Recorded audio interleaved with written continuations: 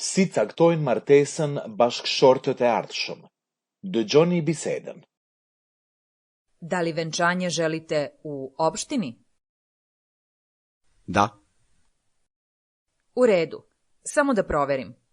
Imamo slobodan termin u 12:30. Da li vam to odgovara? odgovara.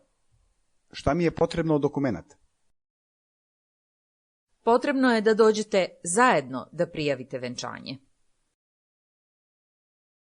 Dolazimo onda sutra. Šta nam je potrebno od dokumenata?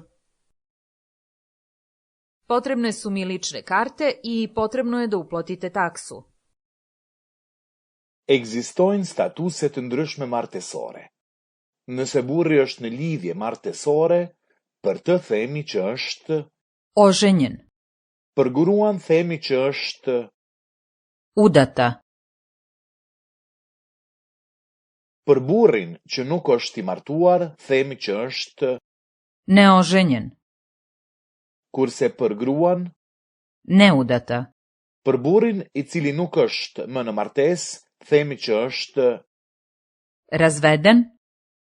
kurse për gruan, Razvedena.